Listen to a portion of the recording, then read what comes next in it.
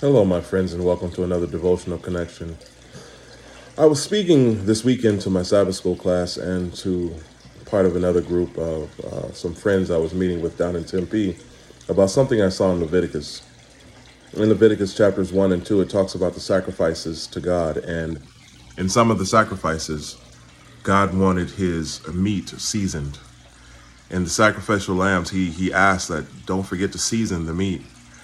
And it was strange to me why he would ask for seasoning on something that was going to be offered as sacrifice.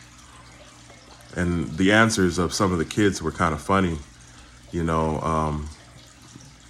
But basically, we came to the conclusion that God wasn't eating the sacrifice. So why did he want it to be seasoned? What was he trying to say?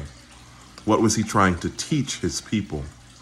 And one of the conclusions that we came to in our discussion was this. Even in the sacrifice that we make to God, the ones that he loves the most, and the Bible is very clear on this, is when we sacrifice to help people. That is the sacrifice that he loves the most.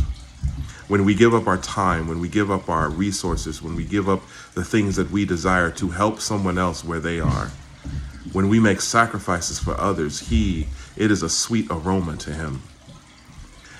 If you think about the time frame back in the day where currency was how many goats and sheep and pigs, or not pigs, but cattle you had, spices and seasonings were hard to come by. They were also used as currency. And it was a sacrifice to not only have to take one of the animals that you had helped raise and add it to your resources and sacrifice it to God, but also the sacrifice of seasoning it to make it taste good. Number one, you give God your first. Number two, never ever forget the sacrifice that God made to save us. Number three, if you are going to be a follower of Christ, you have signed up for sacrifice. Getting involved with others, getting involved with people requires sacrifice. You don't just get to come in your home and lock yourself behind your walls and call it a day. It used to be that we went to church to get our marching orders and then we walked out into the world and sacrificed for others to show people the love of God. For God so loved the world, he gave his only begotten Son. He sacrificed for us. And the Son, Jesus Christ, willingly gave himself for us. To do anything else other than that and call ourselves a Christian is taking the Lord's name in vain.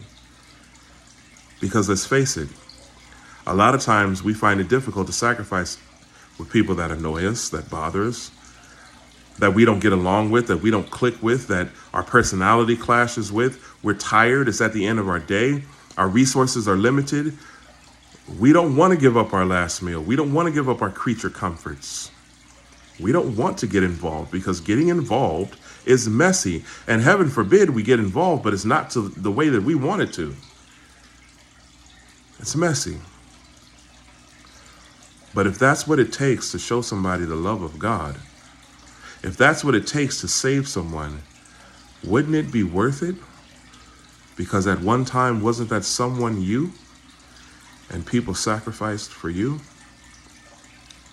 We have to think about this when we're going in and calling ourselves followers of Christ. We have to be willing to sacrifice for other people. We don't just throw some meat on the grill. We got to season it.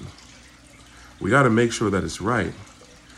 And when we are offering up our sacrifices to God, make sure that it's seasoned with the love and care for others, because to him that is a sweet aroma. Talk to you again soon.